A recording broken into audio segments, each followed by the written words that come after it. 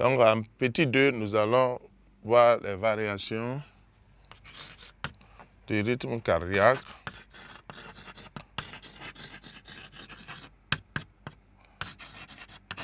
Donc, variation du rythme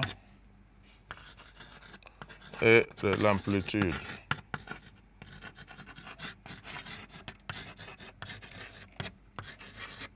De contraction cardiaque.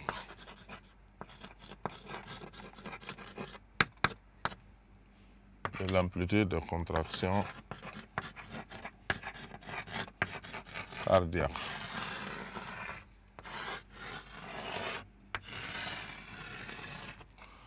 Donc, plusieurs facteurs peuvent faire varier le rythme et l'amplitude de contraction cardiaque. Et parmi ces facteurs, nous pouvons noter notamment la température, et c'est des expériences qu'on peut donc effectuer en perfusant donc un cœur avec par exemple un liquide physiologique à une température élevée, par exemple le Ringer. Quand on perfuse, on se rend compte que et l'amplitude et le rythme augmentent. Donc le cœur perfusé normalement, il n'y a pas de souci. Et quand on perfuse avec donc un Ringer à une température élevée, Ringer chaud si vous voulez, on voit que le rythme augmente. On peut avoir un rythme, par exemple, normal, qui se présente comme ceci. Et une fois qu'on va commencer à perfuser avec le Ringer, on va voir que le rythme va donc augmenter. Donc on peut, bien sûr, Ringer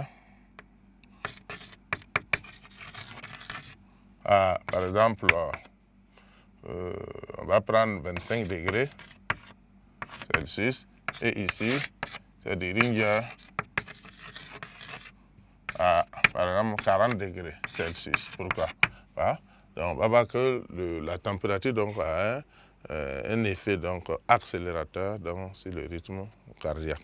Donc, il y a d'autres éléments, par exemple, comme les ions, certains ions, les ions Na+, lorsqu'on perfuse donc, le cœur avec ces ions, on constate que ça a un effet ralentisseur. Donc, ça va ralentir le rythme cardiaque. Donc, on va parler d'effet diastolisant.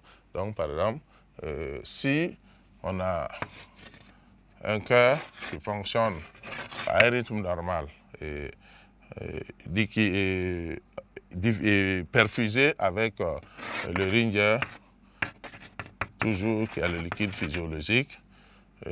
Ensuite, on va utiliser du NaCl, du sel, du Na plutôt. On va se rendre compte à un moment donné que le rythme va aller en diminuant jusqu'à le cœur va s'arrêter, même si après il va commencer donc à battre. Donc on va perfuser le cœur avec du Na+. Donc lorsqu'on a perfusé le cœur Na+, on constate que le rythme diminue et même ça va jusqu'à s'arrêter. Donc on va dire que le Na, le sodium a un effet, bien sûr, diastolisant, c'est-à-dire qu'il a tendance à ralentir le rythme cardiaque, à arrêter même le cœur, donc les battements du cœur. Il y a d'autres ions, par exemple, comme le calcium, le Ca2+, qui va augmenter le rythme cardiaque, qui va augmenter même l'amplitude de contraction cardiaque. Donc on va dire que le calcium, les ions calcium ont un effet systolisant sur l'activité cardiaque. Et on peut aussi avoir d'autres facteurs, d'autres éléments chimiques, comme l'acétylcholine, qui est un neuromédiateur naturel et qui va avoir un effet donc ralentisseur sur le rythme cardiaque, c'est-à-dire qui ralentit le rythme cardiaque. Et là même, on peut observer un phénomène qui est aussi important à savoir. Donc le rythme normal est là et on va donc perfuser le cœur avec de l'acétylcholine et on va voir que le rythme va en diminuant.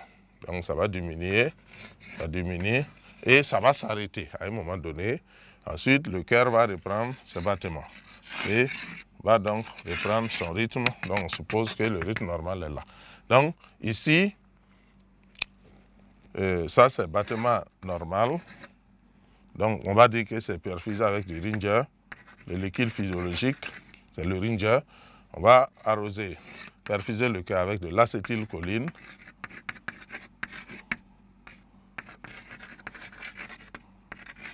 Ici. Et le phénomène qu'on va observer ici, c'est qu'il y a un arrêt du cœur, bien sûr, en diastole.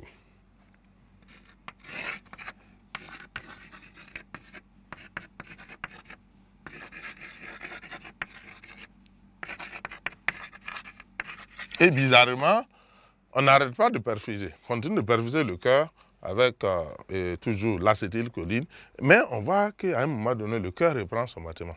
Il reprend ce battement malgré qu'il est perfusé par l'acétylcholine. Donc ce phénomène-là, on va appeler ça un phénomène d'échappement. Voilà, c'est comme si le cœur a échappé à l'action de l'acétylcholine. Il a été soumis à l'action de l'acétylcholine, il a ralenti ses battements, mais à un moment donné, il reprend tout seul ses battements. Donc on va parler de phénomène d'échappement. Donc ça, c'est le phénomène d'échappement.